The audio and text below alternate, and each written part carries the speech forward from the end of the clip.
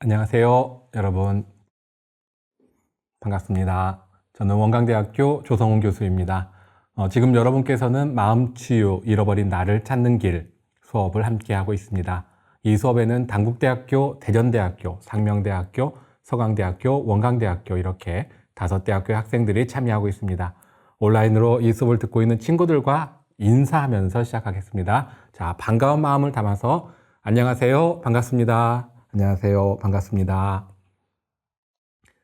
이 시간이 여러분의 마음을 치유하고 나의 길, 나의 삶에 대해 진솔하게 생각해보는 시간이 되길 바라면서 마음 공부와 명상에 대한 이야기를 이어나가겠습니다.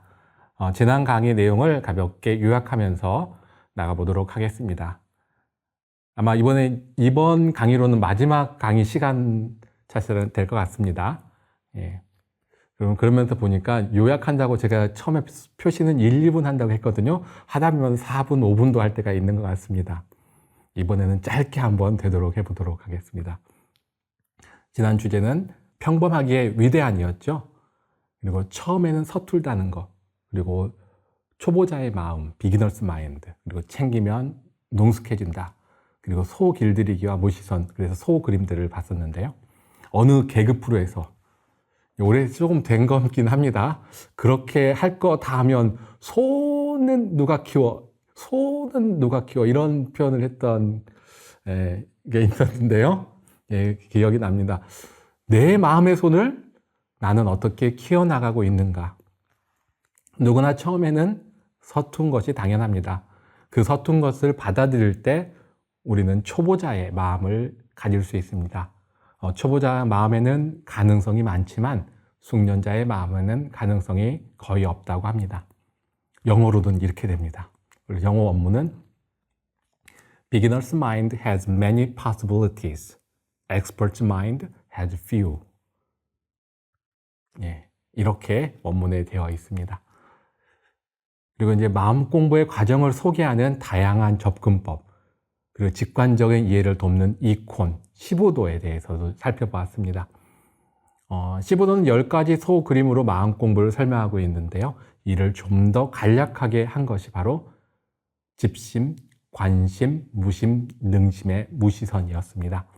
집심, 꽉 잡는 겁니다. 관심은 느긋하게 마음의 줄을 느긋하게 두는 거죠. 그리고 이 집심, 관심을 오래 하다 보면은 마음에 여유가 생기고 편안해지고 느긋해지는 무심으로 연결이 됩니다. 이처럼 경계에 따라 상황에 따라 집심, 관심, 무심을 잘 활용하는 것, 이것을 바로 능심이라고 합니다. 능숙한 마음이죠. 그리고 유무념 공부, 유무념 명상 기억하시죠? 하나의 조목을 정해서 마음 공부를 구체적으로 해보는 것인데요. 그래서 그 사례로 다리 떨기를 실제로 극복했던 이야기를 들려드렸습니다. 유무념 공부는 내가 가진 여러 사이렌 중에서, 경계 중에서 해볼 만한 것을 하나 정해서 집중적으로 집심, 관심, 무심의 공부를 적용해 보는 것입니다. 그럼 지난 강의 내용은 이렇게 한번 요약해 보고요. 이번 강의로 넘어가도록 하겠습니다. 자, 이번 강의, 제가 노래를 불렀던 적이 지난번에 있었던 것 같습니다. 그때는 제가 어떤 노래 불렀는지 기억나시나요? 작은 새, 네, 그렇게 시작하는 노래였죠. 날아요 아주 높이, 이렇게 하면서 이렇게 명상과 연결된 노래를 들려드렸었는데요. 좀 다른 노래를 살짝 앞부분만 한번 불러보겠습니다. 붉은색, 푸른색, 그 사이, 여기까지만 할까요? 3초 그 짧은 시간, 노란색, 빛을 내는, 여기 뒤부터는 제가 헷갈립니다. 예, 이런 노래가 있죠. 이 노래가 신호등하고 관련된, 제목이 신호등이었나요? 신호등일 겁니다. 예, 우리가 길을 걷다 보면은 신호등을 많이 마주하게 됩니다. 빨간 불일 때는 잠시 멈추었다가 파란불이 되면 길을 건너갑니다. 근데 차도 마찬가지입니다. 차를 운전하시는 분들도 자기 앞에 있는 신호등이 빨간색일 때는 멈추었다가 파란색, 녹색이 되면 차를 움직입니다. 저는 이 신호등이 무엇이냐? 저는 이 신호등을 은혜라고 말하고 싶습니다. 신호등이 없다면 얼마나 길이 복잡하고 위험해질까요? 신호등이 있기에 질서가 잡히고 안전하게 길을 건널 수 있습니다. 저는 그래서 이것을 은혜라고 말하고 싶습니다. 은혜. 이것이 있기에 우리는 안전하고 때로는 보호를 받고 때로는 편안함을 누릴 수 있습니다. 제가 작은 줄자를 가져왔는데요. 여기에 있습니다. 이렇게 줄자입니다. 이렇게 작은 줄자. 이거는 150cm까지 1.5m까지 확인할 수 있는 줄자네요. 제가 이제 줄자를 가져온 이유가 무엇일까요? 그래서 줄자를 제가 재는데 여기를 재보면 한 20cm 될까요? 제가 재봤더니 20cm라고 하면 다들 이해할 겁니다. 아, 20cm. 그렇지. 바로 이해가 될 겁니다. 20cm에는 아무런 혼선이 없습니다. 근데 예컨대 동네마다 길이에 대한 기준이 다르면 어떨까요? 엄청난 혼란에 빠지게 될 겁니다. 이 줄자라는 것은 아주 간단한 기구인데요. 줄자로 길이를 재면 항상 똑같습니다. 그래서 이게 은혜가 됩니다. 만일 줄자가 단국대에서 잰 길이와 대전대에서 잰 길이와 상명대, 서강대, 원광대에서 다 다르다면 어떨까요? 소통이 안 되겠죠. 하지만 줄자는 어디에서든지 20cm 동일할 겁니다. 이렇게 줄자가 길이를 제대로 알려주면서 우리는 소통이 됩니다. 이 안에는 서로의 믿음이 바탕되어 있는데요. 줄자도 그런 관점에서 은혜라고 말하고 싶습니다. 저는 은혜 속에서 사람들이 성장한다고 봅니다. 앞선 강의에서 너의 이름, 너의 존재를 주제로 함께 했었는데요. 그때 제가 20대 초반 군대에서 이야기를 드렸습니다. 군대에 입소하여 얼마 되지 않았을 때 수양록을 받아서 거기에 이제 기록을 했었죠. 그래서 수양록을 앞쪽에 가장 존경하는 인물을 쓰는 공간이 있었습니다. 누구를 쓸 것인가 곰곰이 생각하고 적었습니다. 아버지, 어머니. 여러분은 그때 누구를 혹시 적어보셨었나요? 포스트잇으로 적어보는 아마 활동을 했던 것 같은데 그때 누구를 적었었나 한번 생각해 보면 좋겠습니다. 군대에서는 제 마음대로 할 수가 없었습니다. 군대 가기 전까지 정말 내 마음대로 하면서 살아왔다는 생각이 들었습니다. 이제 그렇게 살아갈 수 있도록 격려해주고 지지해준 분이 아버지, 어머니라는 거. 그걸 군대에 가서야 제대로 경험하게 되었습니다. 그 전까지는 몰랐다가요. 그래서 아버지, 어머니가 훌륭한 분이구나. 그때 깊이 느끼게 되었습니다. 그리고 이때 처음으로 생각하게 되었죠. 내가 어른이 되었구나. 저는 이제 보면 제가 강의를 드리면서 드라마에 있는 어떤 장면들을 많이 소개를 해드리는데요. 눈이 부시게라는 드라마의 한 장면을 또 좀 말씀드리려고 합니다. 여기 표지에 이렇게 써 있습니다. 대본집의 표지에 누군가의 엄마였고 누이였고 딸이었고 그리고 나였을 그대들에게 이렇게 되어 있는데요. 이 드라마 우리가 보통 말하는 치매 노인과 그 가족이 겪는 이야기입니다. 기억을 잃었는데 그 치매 노인이 젊은 시절에 아이의 엄마일 때 시기를 기억하고 있습니다. 근데 그 노인의, 지금 현재 그 치매 노인의 아들이 어릴 적에 이미 다쳐서 한쪽 다리를 절면서 평생을 살아왔습니다. 그런데 당시 엄마는 힘겹게 걸어서 학교에 다니는 아들을 도와주지 않았습니다. 그리고 이제 이 장면이 나옵니다. 치매에 걸리는 어머니는 요양병원에 있었거든요. 그런데 뒷문 쪽에서 비지를 하고 있었던 겁니다. 그래서 아들이 지금 뭐 하는 거냐고, 여기서 지금 뭐 하냐고 화를 내면서 이제 묻습니다. 근데 엄마는 깜짝 놀라면서, 근데 엄마 아들인 줄을 모릅니다. 지금. 아, 놀래라. 그러면 다시 미소를 지으면서 눈 쓸어요. 눈이 오잖아요. 우리 아들이 다리가 불편해서 우리 아들 학교 가야 하는데 눈이 오면 미끄러워서. 아들은 그 말을 듣고 이렇게 얘기합니다. 아들은 몰라요, 그거. 그러자 엄마는 다시 말합니다. 몰라도 됩니다. 우리 아들만 안 넘어지면 돼요. 웃으면서 계속 비지를 합니다. 그리고 휠체어를 타고 다시 안으로 들어갔습니다. 이 엄마의 아들은 이때 눈물을 눌러 참으면서 말합니다. 엄마였어. 평생 내 앞에 눈을 쓸어준 게 우리 엄마였어. 이게 이제 눈이 부시게 2권 12화에 나오는 장면인데요. 저의 경우 부모님을 훌륭한 분이라고 여겨서 내가 어른이 되었다 이런 말씀을 드렸는데, 아버지와 어머니의 은혜를 발견했기 때문에 어른이 된 것이 아닌가 이렇게 생각을 해봅니다. 눈이 부시게라는 드라마는 엄마의 은혜를 다 큰 어른이 되어서, 그것도 치매 노인이 되었을 때, 그때 비로소 알게 되었습니다. 아마도 그 전까지는 원망하면서 살았을지 모릅니다. 다른 이야기를 하나 들려드리겠습니다.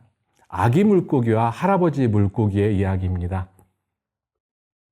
아기 물고기가 물었습니다. 할아버지, 사람들이 바다라고 말하고 있는데 바다가 뭐예요? 이렇게 묻는 거죠. 할아버지가 아기 물고기에게 말합니다. 바다는 지금 너를 둘러싸고 있는 거란다. 그런데 아기 물고기는 다시 궁금해집니다. 그런데 왜 저는 그것을 볼 수 없나요? 할아버지 물고기가 말하죠. 바다는 너의 주변의 모든 것이야. 너는 바다에서 태어났고 바다에서 죽는 거란다. 피부가 너를 둘러싸고 있는 것처럼 바다가 너를 둘러싸고 있단다. 바닷속에 있는 동안 바다가 무엇인지를 모르고 살아갑니다. 부모님의 은혜, 친구들의 소중함, 주위의 여러 좋은 사람들은 그런 존재가 있는데 우리는 그 존재가 은혜인지를 모르고 살아가는 것은 아닐까요? 아기 물고기처럼요. 늘 함께 있으니 당연한 것으로 여기기가 쉽습니다. 그래서 저는 이렇게 생각을 해봅니다. 은혜를 발견할수록 어른이 된다. 수업을 제가 보통 마무리하면서, 지금 수업 마무리 아닙니다. 수업을 마무리할 때 여러분과 함께 자유명상을 했죠. 자유명상에서는 상대방이 잘 되기를, 또한 나도 잘 되기를 바라는 마음을 담아서 기도를 드리는 것처럼 당신이 건강하기를, 행복하기를, 사랑받기를 이렇게 했습니다. 말을 했습니다. 이걸 다른 말로 자리이타라고 합니다. 상대방이 잘 되기를, 그리고 나도 잘 되기를, 이것을 자리이타, 나도 이롭고 상대방도 이로운 것을 뜻합니다. 자해명상에는 말로 그리고 마음으로 축원을 하는데 이때 자리이타를 실천하는 것입니다. 이 자해명상은 말과 마음으로 자리이타, 나도 이롭고 타인도 이롭도록 하는 것을 실천하는 명상이었습니다. 너도 이롭고 나도 이롭고 너도 잘되고 나도 잘되게, 그런 마음을 행동으로까지 옮기는 것이 자해명상을 일상으로 실천하는 방법입니다. 근데 우리가 영향을 줄 때 나한테만 이롭게 영향을 주고, 그런 것이 아니라 나한테만 이로운 게 아니라 상대방도 잘 되기를 그런 마음으로 행동하는 것을 혹시 안다면, 이게 내 옆에 있는 사람이 어떤 행동을 하는데 그 자신을 위해서가 아니라 상대방도 잘 되기를 바라는 마음으로 행동하는 것을 제가 알아챘어요. 그랬다면은 아마도 그 사람이 잘 되기를 바랄 겁니다. 일전에 장미란 선수 이야기를 해드렸는데요. 우리나라 역도 국가대표였고 세계대회에서 우승을 한 장미란 선수입니다. 어느 예능 토크쇼에 나와서 인터뷰 중에 이런 말을 했었죠. 당시 자신의 라이벌인 중국의 무상상 선수와 시합을 할 때였는데요. 그 상대 선수가 경기를 할 때 역기를 이렇게 딱 들어야 되잖아요. 끝까지 위로 올리거나 해야 되는데 그때 떨거라 이런 마음을 가졌다고 합니다. 떨거라, 떨거라, 실수해라, 실수해라. 내가 1등을 하고 싶으니까 다른 사람들은 어떤 노력을 했는지 그냥 실패했으면 좋겠다. 이런 마음을 냈던 거죠. 이 마음을 뭐라고 하냐면요. 나는 이롭고 상대는 해롭기를 바라는 마음이라고 합니다. 그래서 자리타해라고 합니다. 자리타해. 나는 이롭고 상대방은 해롭게 되는 마음입니다. 장미란 선수가 처음 먹었던 마음이 바로 자리타해의 마음이었습니다. 떨궜으면 좋겠다. 근데 그 마음을 보았죠. 알아차렸죠. 그리고 그 순간 스스로 너무도 부끄러움을 느끼게 됩니다. 여기서 엄청난 변화가 일어나고요. 그래서 장미란 선수는 이렇게 속삭입니다. 무상상아, 너 준비한 거 다 해라. 나도 내가 준비한 거 다 할 테니. 이때의 마음은 바로 너도 좋게 되고 나도 좋게 되길 바라는 마음, 자리이타의 마음입니다. 한 학기 수업이 거의 끝나고 있는데요. 함께 수업을 듣는 친구들에게 친구야, 너 준비한 거 다 해라. 나도 내가 준비한 거 다 할 테니. 이런 마음으로 우리가 함께 살아가면 좋을 것 같습니다. 물론 어쩔 수 없이 우리는 수많은 경쟁 속에서 살아가야 할 텐데요. 그래도 자리이타의 마음이 그래서 더 소중한 것 같습니다. 친구들아, 너 준비한 거 다 해라. 나도 내가 준비한 거 다 할 테니까. 이런 마음, 멋진 것 같습니다. 그리고 누군가가 자리이타 마음으로 행동하는 걸 보게 되면 그 사람이 잘 되기를 바라는 마음이 생깁니다. 보통 사촌이 땅을 사면 어떻죠? 배가 아프다라는 속담이 있죠. 그것처럼 배가 아프지 않다는 거죠. 남이 잘 되는 걸 못 본다고 하는데 그 상대방이 자리이타의 마음으로 행동하고 있으면 남 잘 되는 꼴을 못 본다 이런 마음도 나오지 않는다는 겁니다. 그래서 자리이타는 우리가 함께 살아가는데 필요한 중요한 행동의 내면의 어떤 지침이라고 할 수 있겠습니다.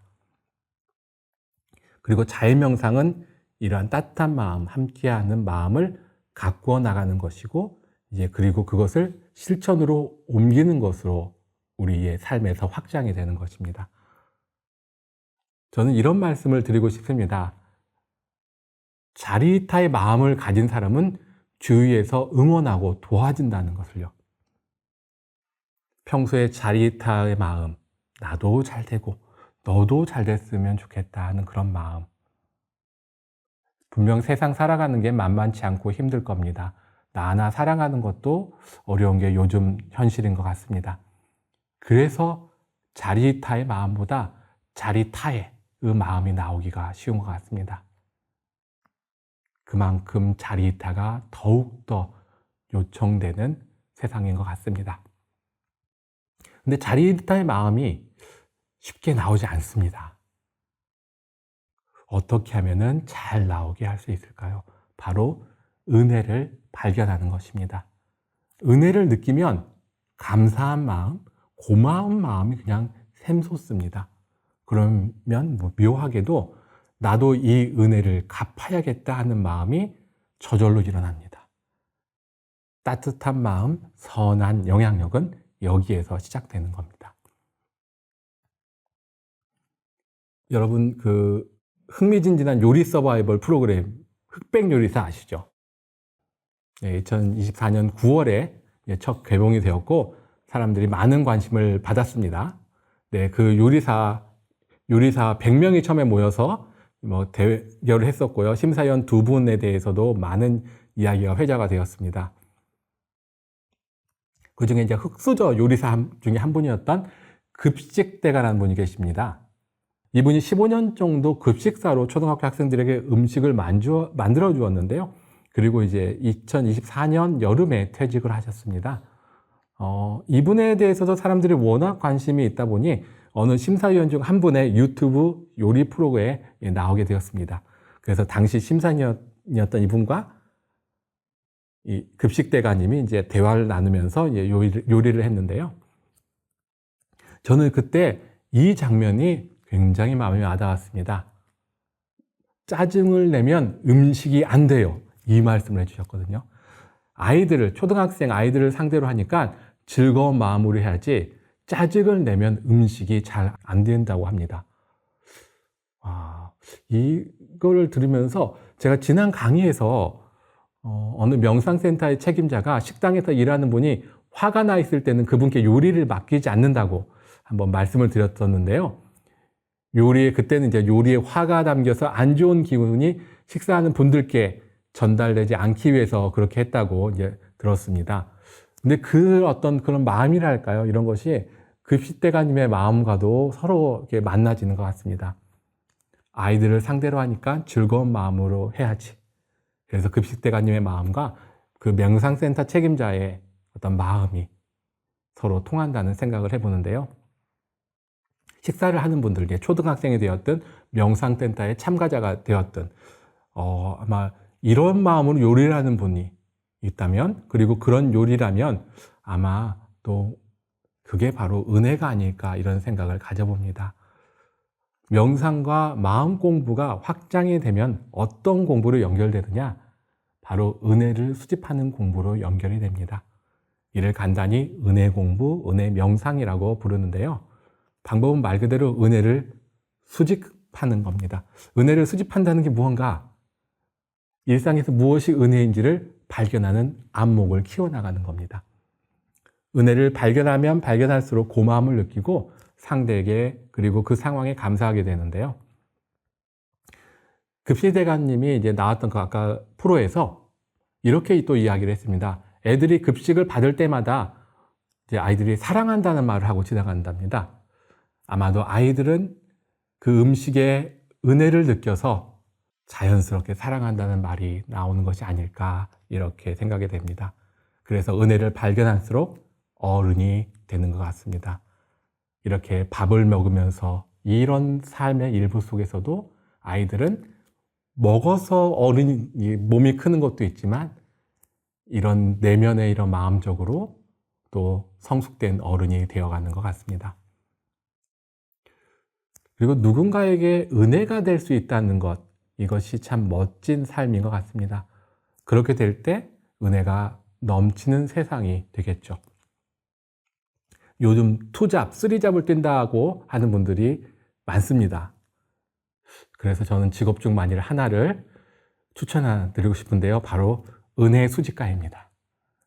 은혜 수집가. 여러분이 배운 걷기 명상, 그리고 체온 시술을 했던 것은 땅을 은혜로 느끼는 공부였습니다. 은혜를 알아가는 걷기 명상이었습니다. 그 시작은 땅이었습니다.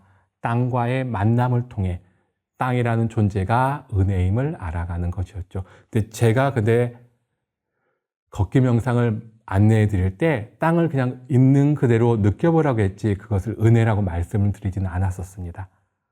제가 이제서 말씀드립니다.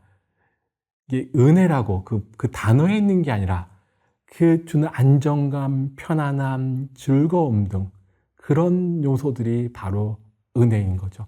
그래서 땅이라는 존재 자체가 피상적인 죽어있는 존재처럼 어떻게 보면 우리가 걸어왔다면 내가 땅과의 만남, 데이트를 통해서 그 땅은 살아있는 은혜라는 존재로 나에게 다시 다가오게 됩니다.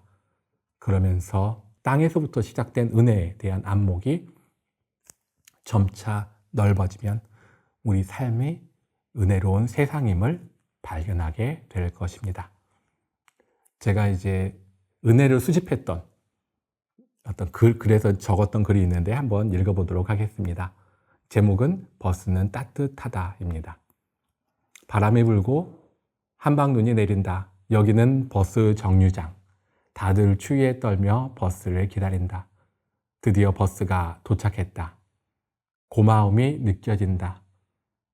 우르르 사람들이 밀려들고 버스에 몸을 싣는다. 버스는 매일 그 시간이 되면 그 자리를 지나간다.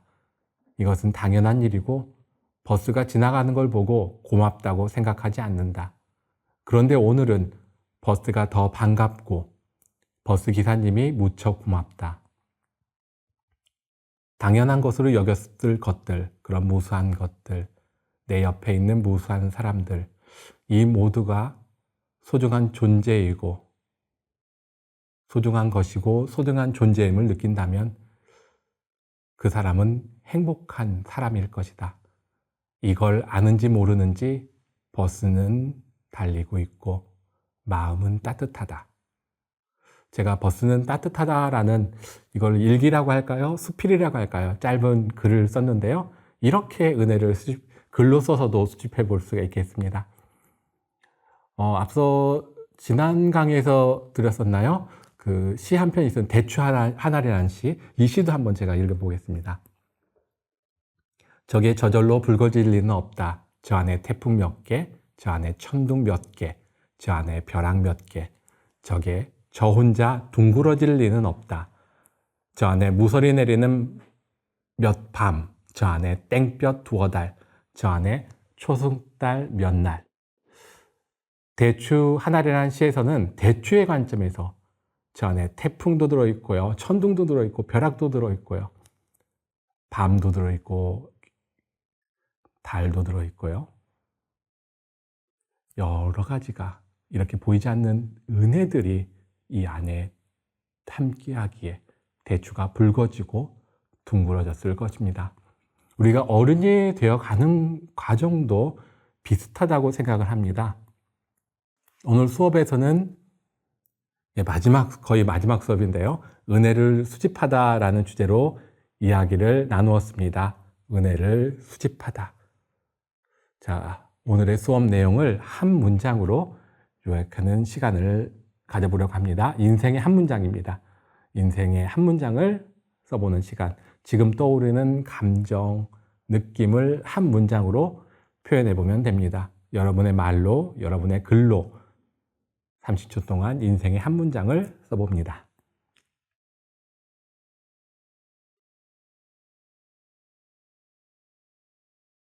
자, 이제 마무리 하셨나요?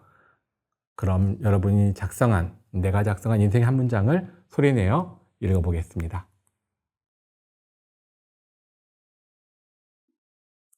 한 번 더 소리내어 읽어보겠습니다.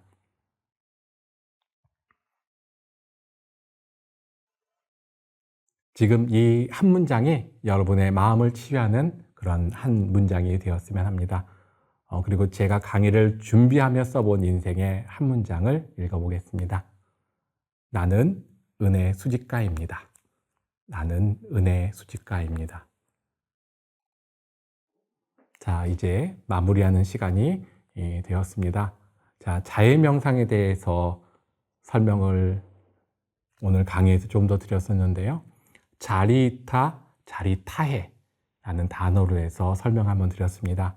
자리이타, 나도 이롭고 상대도 이롭게 하는 겁니다. 자리타해, 나는 이롭지만 상대는 해롭게 하는 것입니다. 사실 기도라는 것이 보통 종교에서 많이 하잖아요. 자해 명상할 때도 두 손을 모아서 하니까 기도처럼 저희가 하고 있는데요. 기도도 이런 것 같습니다.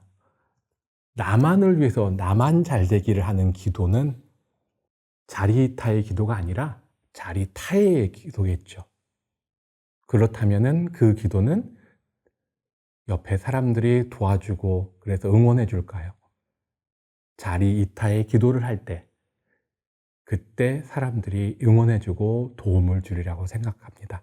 마찬가지로 진리가 또는 어떤 내가 믿는 존재가 신이 있다 이렇게 생각한다면은 내가 자리이타의 마음으로 기도를 올릴 때 그런 내 믿음의 어떤 존재라고 할까요? 이런 분들도 함께 도와주지 않을까 생각이 됩니다. 그래서 이 자해 명상은 여러분이 상대방이 잘 되기를 바라는 마음과 나를 잘 되기를 바라는 마음을 두 가지를 담아서 하지만 이 문구는 당신이 건강하기를, 당신이 행복하기를, 당신이 사랑받기를 입니다. 나에 대해서는 전혀 쓰지 않았죠. 하지만 당신이 건강하기를, 당신이 행복하기를, 당신이 사랑받기를 이 말씀 안에는 자리이타의 마음이 다 담겨 있습니다. 그래서 나만이 아니라 주위 사람들도 더 좋게 하는 그런 좋은 선한 영향력을 주는 이 명상법입니다. 그럼 이 시간 자해 명상을 함께하며 마무리하도록 하겠습니다. 두 손을 모아주시고요. 당신이 건강하기를, 당신이 행복하기를, 당신이 사랑받기를. 다시 한번 합니다. 당신이 건강하기를, 당신이 행복하기를, 당신이 사랑받기를. 그럼 오늘 수업은 여기에서 마무리하겠습니다. 감사합니다.